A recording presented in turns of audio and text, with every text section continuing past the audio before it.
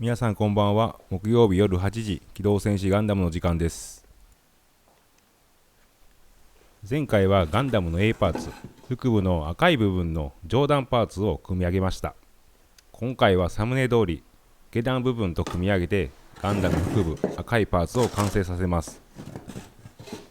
今までガンダム製作においてたくさんの難所をくぐり抜けてきましたが、今回もなかなかの戦いをしています。いろいろ自分の中で制作工程が定まってない部分もあり、2点3点してしまったところもありますが、そんなところも含めてリアルな制作を見て楽しんでもらえると嬉しいです。今回長い動画になってますが、ぜひ最後の最後までご視聴ください。ではスタートです。前回組み上げた上段パーツ、マスキングテープを剥がしていきます。きちっとついてるか、角のズレは許容範囲か、ボンドがついてたらどうにももう動かないんで、ここはもうドキドキというか願いですよね。頼むっていう。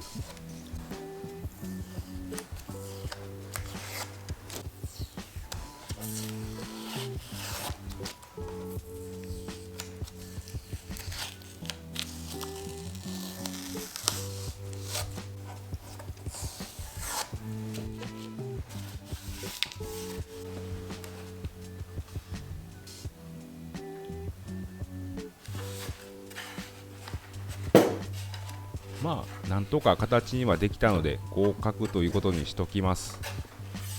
前回入れたスリットが効いているのかどうかは不明です。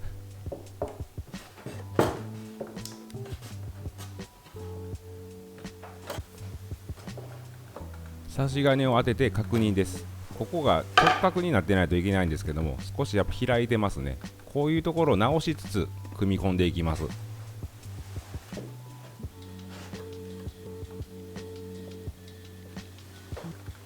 早速下段部分と組んでいきます。下段部分と上段のジョイント部分のサイズは変わらないので、一旦そこは組んで上で調整するって形です。一旦仮置きして、大工用語で言うとチリを見ていきます。チリとは簡単に言うと隙間寸法のことですね。これで言うと上段パーツが下段パーツより一回り大きくなっているんですけども、寸法で言うと 15mm 程度だったかな。ぐるっとどこを見ても 15mm 程度の差になっているかっていう確認ですね。良さそうだったんでボンド塗って本締めしていきます。いいも悪いもないと言いますか、悪いとね、片方どちらかのパーツを作り直すってことになるんで、いや僕の場合上下木目を合わせて作ってるって言ってるのでね、全部やり直しっていう羽目になっちゃいますね。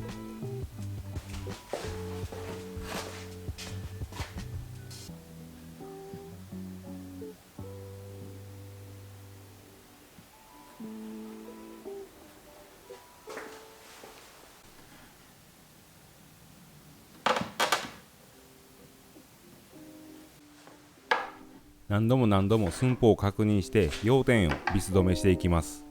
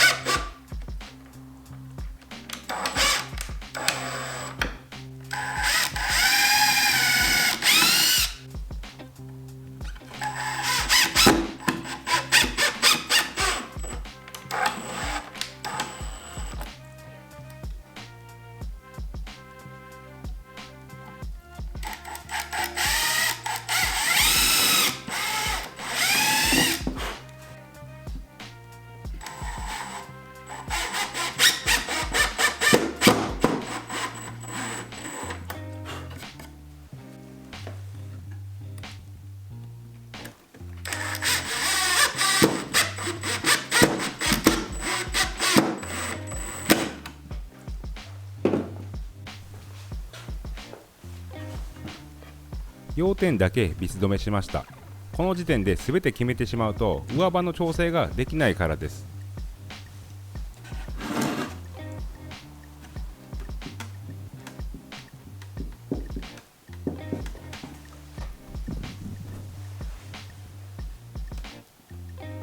要点だけ決めてあるのでずれずに動く。ここでくさびを打ってやって形を整えて固定していきます。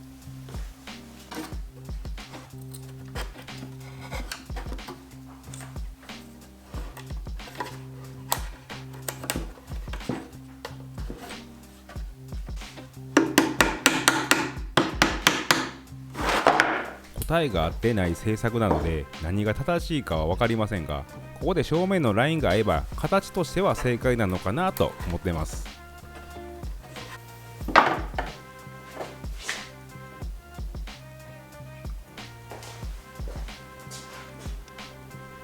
形は整ったので内部の補強をして形を固定していきますが、その前に上刃を一旦水平に切ってやろうと思いました。そうすることによって補強の入れる位置もしっかり決まりますし、次のこの上の青い胸パーツの取り付けの位置出しも容易だろうと思ったからです。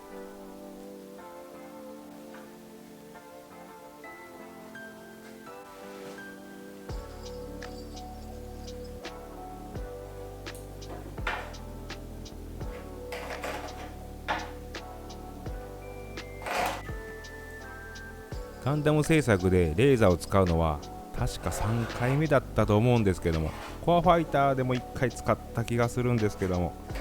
どうだったかな。1回目はガンダムの膝当てというかすね当ての取り付け位置を決めるのに確か使ったと思います。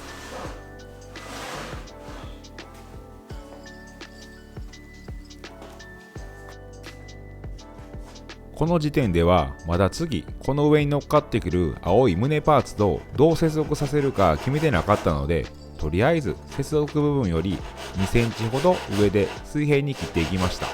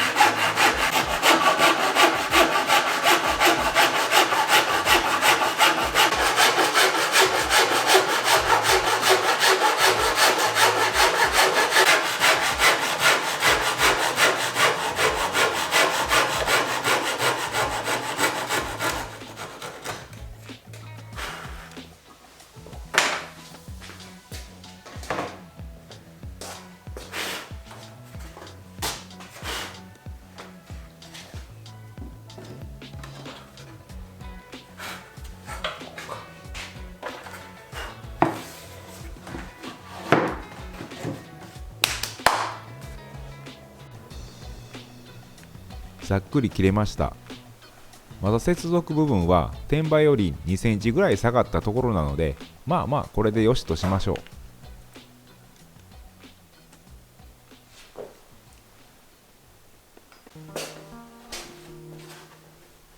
次に中の補強を作っていきます。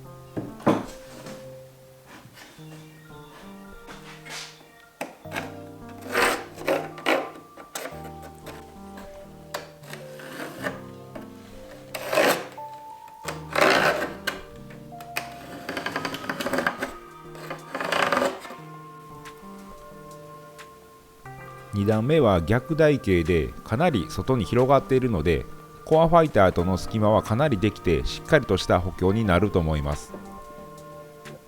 この上には胸とランドセルと顔と、二重かかってくるんですけども、力の方向としては一方方向、上から下なので、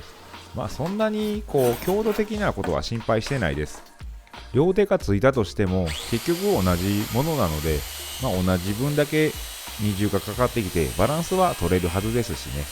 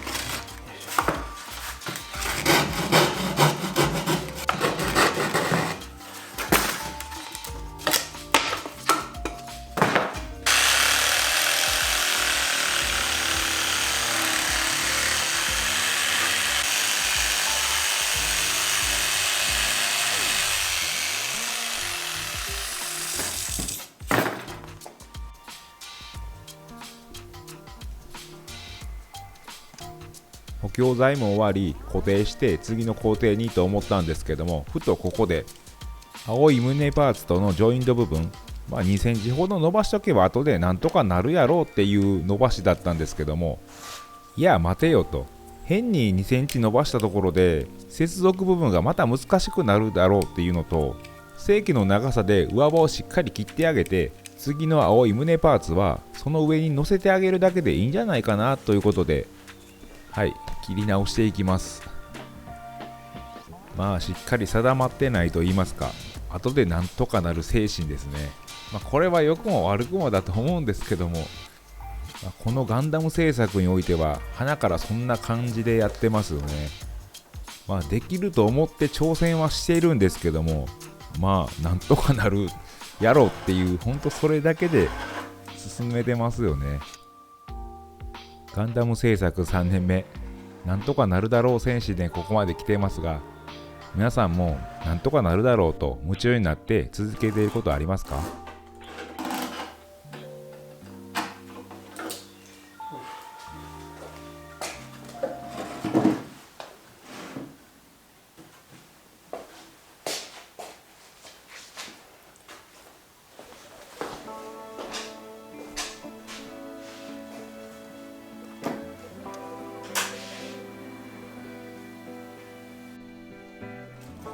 正規の高さでまたぐるりと切っていきます。また見てもらうのはちょっとあれなので、ちょっとちゃんと切ったよっていう証拠として少し残しておきます。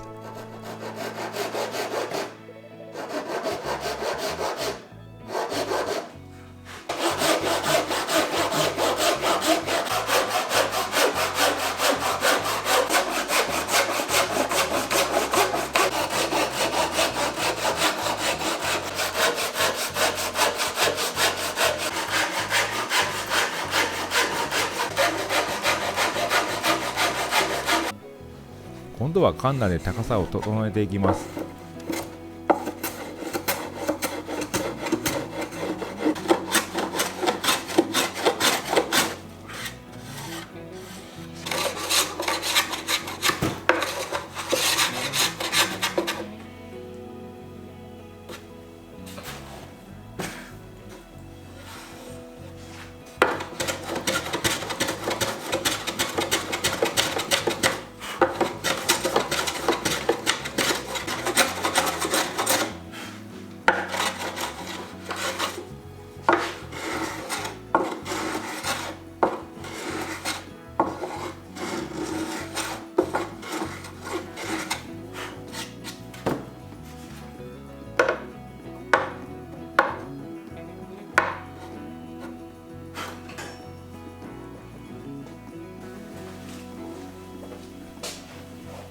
ここでようやく補強材を入れていきます。高さが変わって補強材の入れる位置が下がったもので、補強材のサイズも手直ししたんですけども、そこはもう省略します。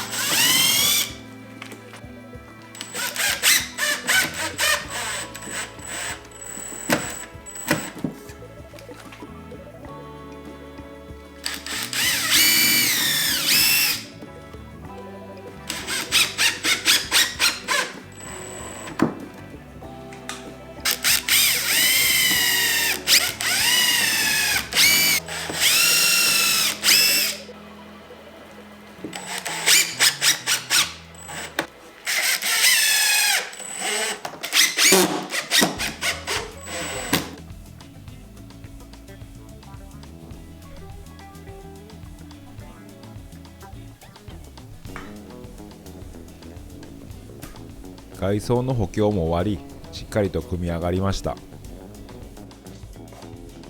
完璧にはいかないんですけども、木目のつながりを意識して作れました。一番下の4センチほど直角に伸びたところを除き、2つの台形をよく見てください。今の状態ですと少し下のが長く見えると思うんですよね。本来は上段のが長いんですが、今下段のが長く見えるには理由があります。それが今回の最大の難所であり、見せ場でもあります。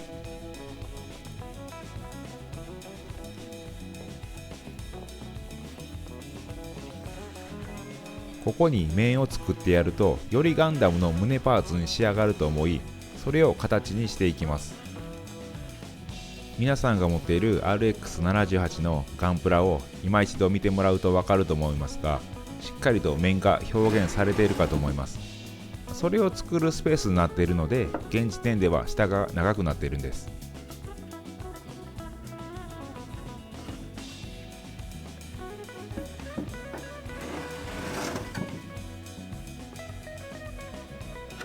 細かいパーツは今まで幾度となくあって、作ってきたんですけども、何が難所か分かっていただけるでしょうかね。これは僕の持っているガンプラも上下の台形の接続部分が面でしっかり構成されてますよね。アニメを見てもそこはしっかりと表現されてたので、ここは必須かなと思い、やっていくわけなんですけども、何が難しい点か分かりますかね。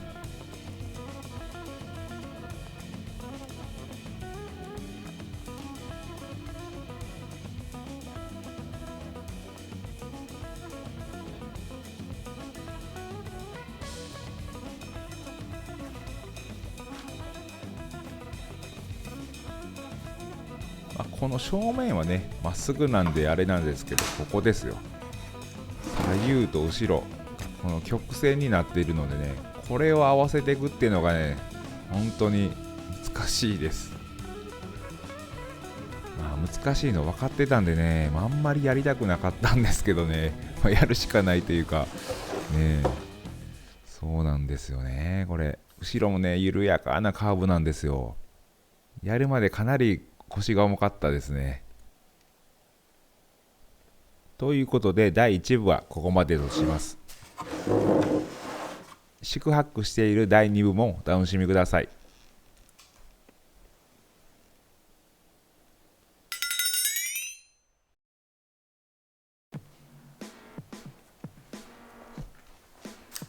ここで登場が前回の動画で一番最初に切ったジョイントパーツです。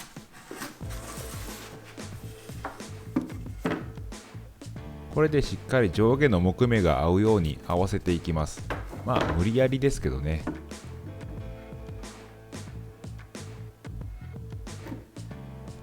完全に合わせることはまあできないんですけども、分かっていただけますかね。木目を合わせるっていうところの一番難しい点がやっぱり一発勝負みたいなところですよね。一緒の木目の合板なんてないんで、もうこれミスったらどうしようっていう感じです。こうして動画に残すということは皆さんに嘘もつけないですし、騙せないですからね。切る前に何度も何度も確認しながら進めていきました。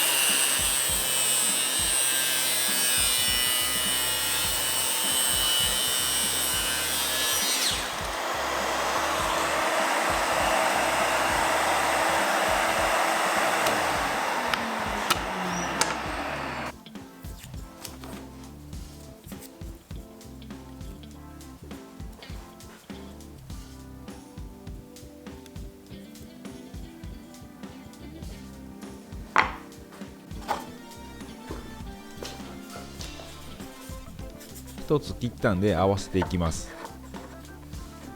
斜めに切ったものを上下隙間なくつけるなんてかなり難しいんですよね。いろいろ考えた結果、上だけしっかり合わせば下は隙間空いててもいいのかなっていうことに至って、こういう形にしました。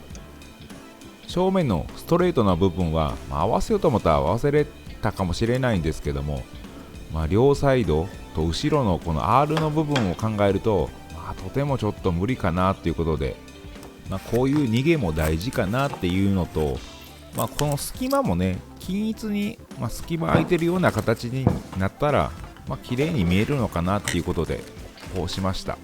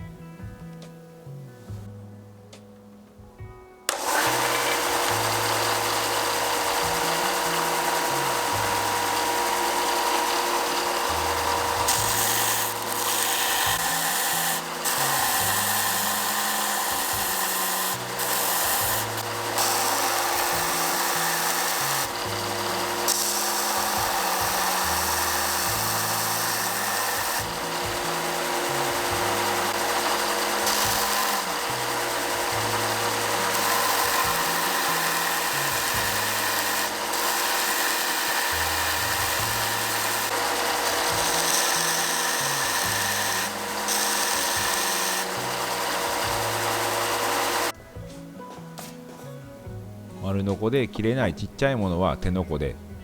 カンナでうまく削れそうにないものはベルトサンダーで、臨機応変に対応していきました。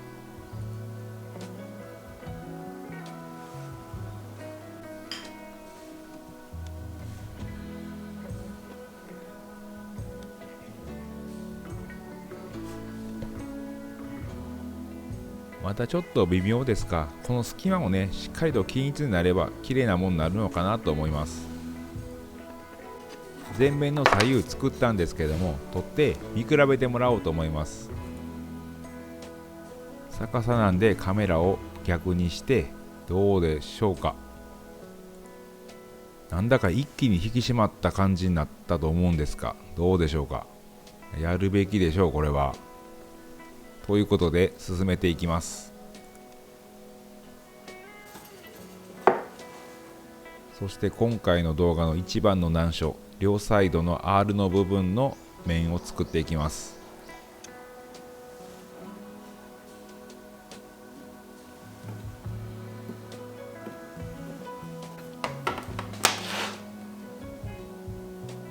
言葉では説明ができないんですけども、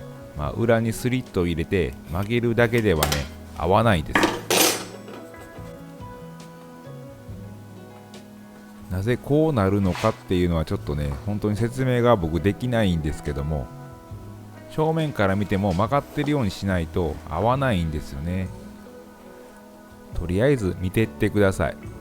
言葉で説明できる方、もしよかったらコメントください。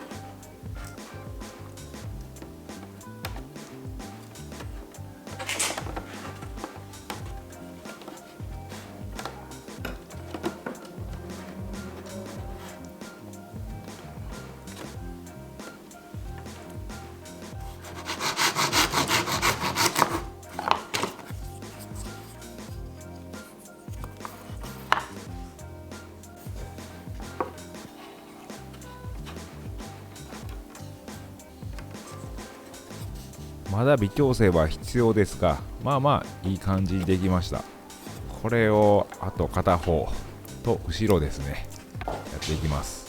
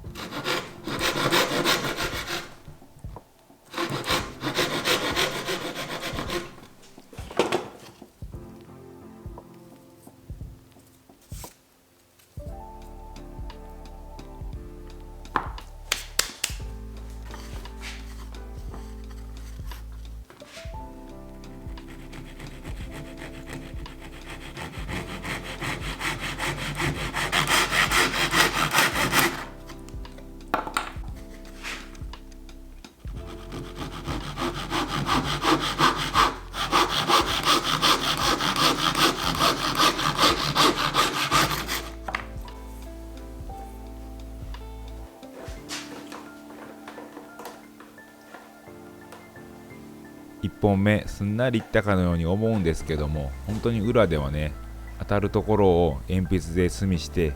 ひたすらサンディングして、そしてまた合わせてまた当たってるところをサンディングしてという、何回往復したかってぐらいね往復して作ってます。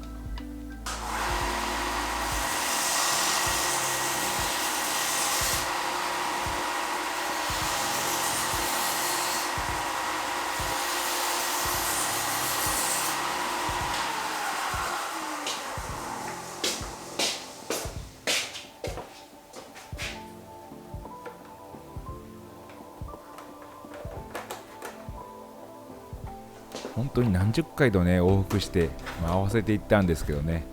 見てもらうのはこのぐらいにしときますね。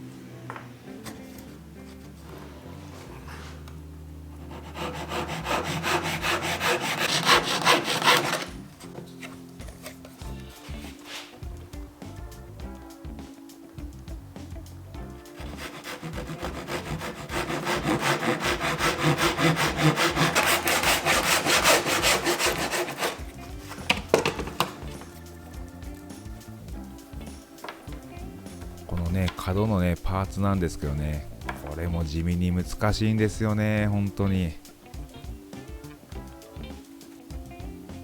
もう本当に手があと2本欲しいですよね。何本あっても困らんと思います、こういう時は。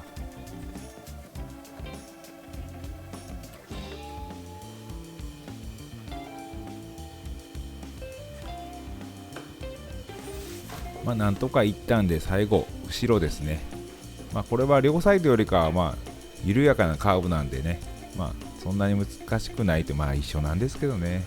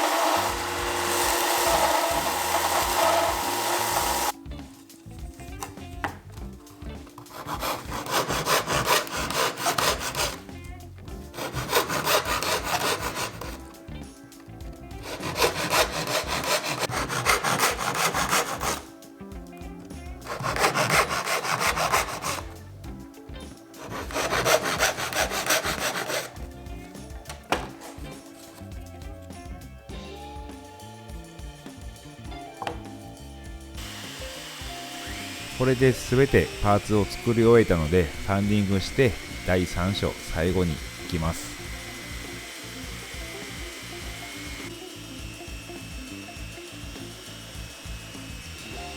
最後の第3部、きれいに組み上げられたところを見てもらいたいのと、 B パーツとドッキングさせたところもしっかりと見てもらいたいので、どうか最後までお楽しみください。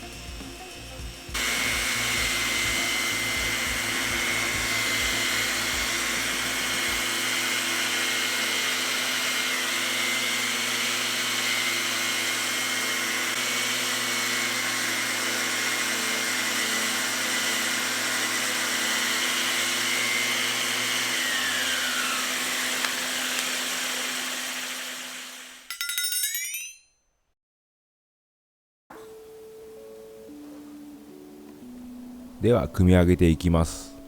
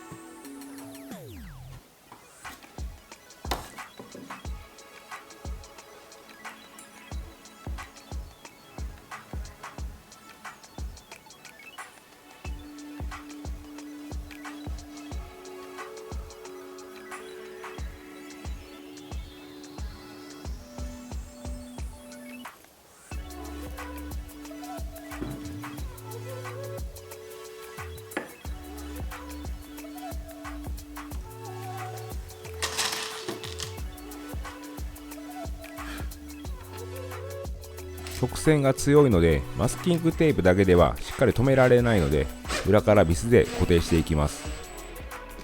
表面にビス頭が飛び出さないようにしっかりと注意しながら留めていきました。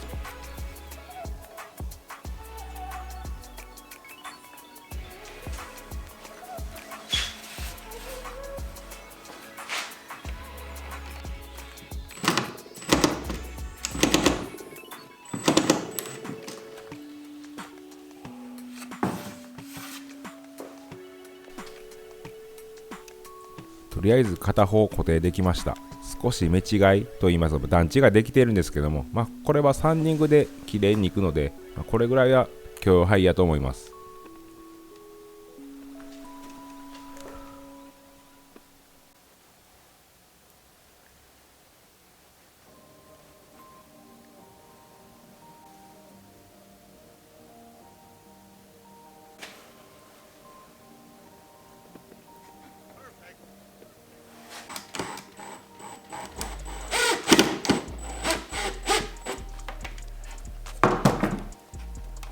裏からビスで引っ張ってるんですけども、曲げるのに縦にノコメを入れているので、そのノコメの間、肉が残っている部分を狙って止めていくっていうんですけども、これがなかなかシビアなんですよね。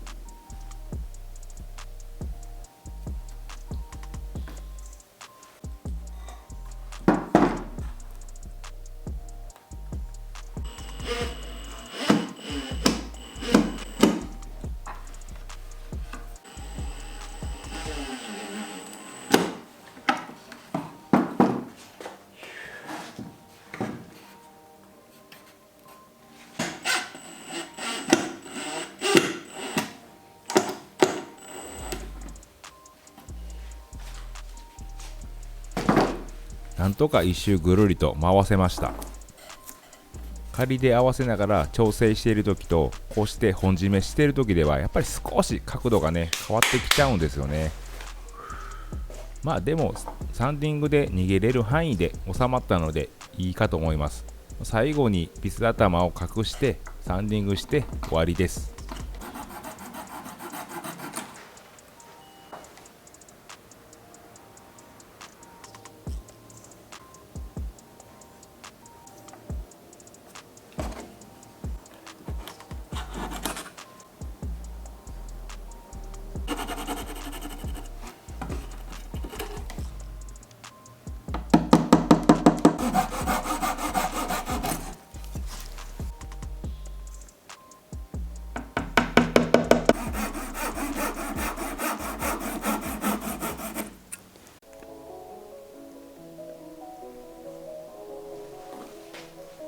そうだ、内部の補強を縦に入れたんですけども、これは確か日曜日だったかな、ゲリラライブをして入れました。四方に縦方向にコンパネを入れ込めました。これでもう一段補強になったかと思います。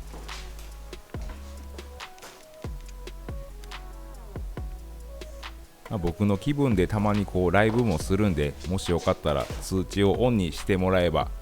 見逃すことが少なくなるのかなと思います。ぜひよろしくお願いします。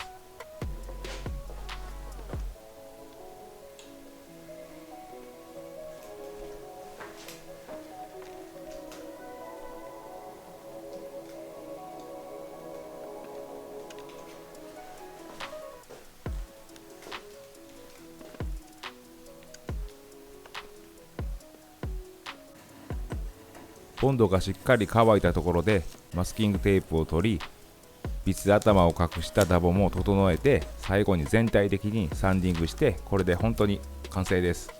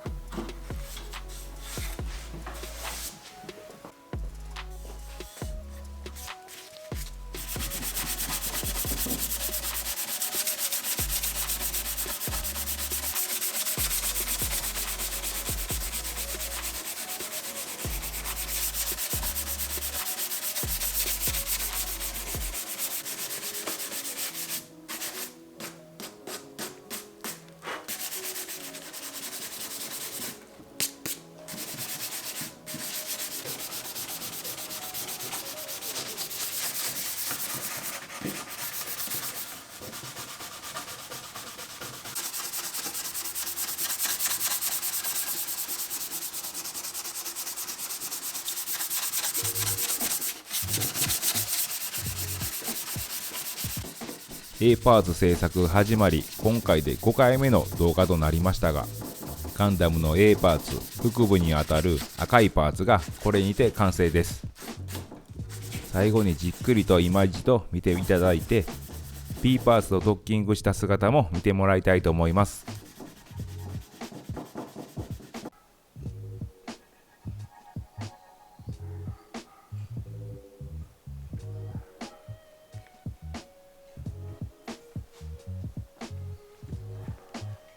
まず内部構造から。1段目の両サイドが一番薄いところで5ミリと少し心配だったんですけれども、補強に補強を重ねてしっかりとしました。正面の両サイド、コックピットの搭乗口ですね、ここのサイドも補強を入れたいんですけども、いろいろ絡んでくると思うのでまた後にします。次に外装ですね。やっぱり上段と下段とのつなぎ合わせの面を作ったことによって一気にガンダムの A パーツっぽくなったかと思います。完全には合ってないんですけども、木目を合わせて一刀彫りのような感じにできたと思います。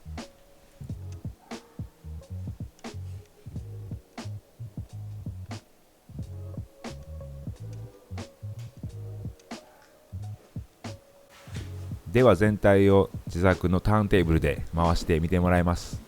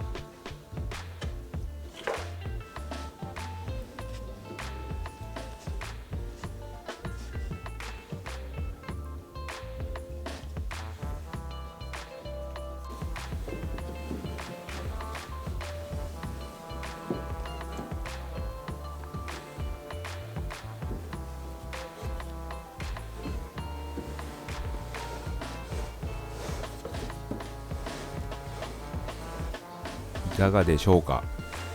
では最後に B パーツとドッキングさせたところをお見せします。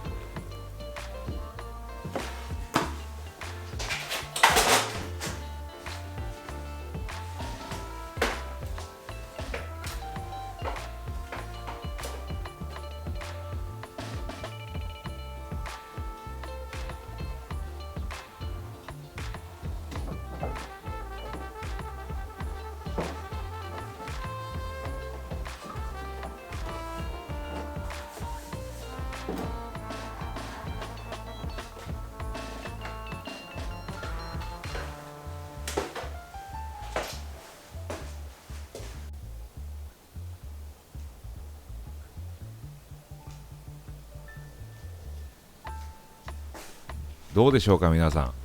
これはかなりかっこいいものができたんじゃないでしょうか。シルエットというかアウトラインですか、完璧じゃないですかね。この台形のカッとな曲がってるところ、なんていうか分かりますかね。補強をしっかり入れたので上から中を覗くことはできないんですけども、一切コアファイターに干渉していません。このガンダムに対してコアファイターがでかすぎるんじゃないかっていう声もね少しあって、そういうのを見ると僕も不安にはなってたんですけども、これでしっかりと収まることが証明されたかと思います。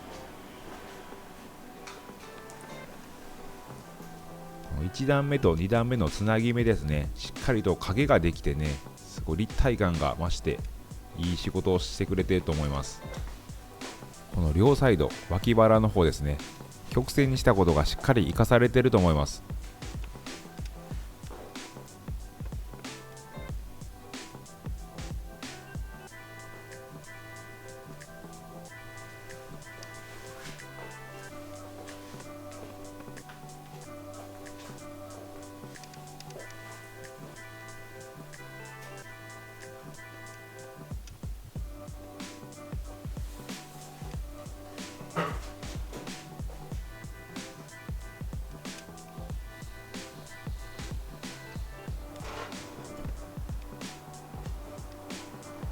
いやー、パッと見誰が合板で作っただなんて思うでしょうか。いやー、むちゃむちゃかっこよくないですかと、まあ口をね開けると自画自賛ばっかになっちゃうんでね、もうここら辺でシャラップにしときます。ということで最後僕は口チャックして皆さんにじっくり見てもらって終わりにしたいと思います。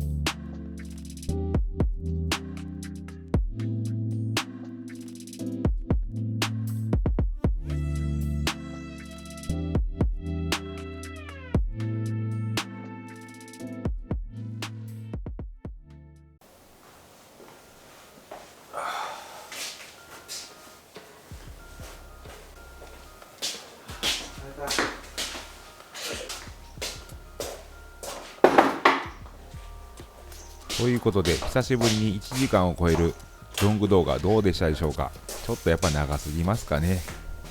最後まで楽しんでいただけましたでしょうか。5回にわたって作ってきた A パーツ、ここで合板1枚使い切りました。外装だけを見るとたったこんだけのパーツなんですけども、中のフレームの補強に切り抜いたものをたくさん使ったので卒が出てしまって1枚消費した形ですね。B パーツに確か17枚、コアファイターに5、6枚だったと思うんですけども、この B パーツもまあ10枚以上は使うんでしょうかね。まだストックはそれぐらいはあるんでね、そのストック内で完成ができたらいいんですよけども、武器なんかをねいろいろ作り出すとまあ確実に足らないでしょうね。どこまで作るかちょっと分かんないですけども。ということで制作撮影の裏側片付けまで見てもらいました。そして次はこの上胸部青いパーツの製作に入っていきます。最高のガンダムを目指してこれからも楽しく制作していきます。動画完成まで見届けてください。最後までご視聴ありがとうございました。ではまた。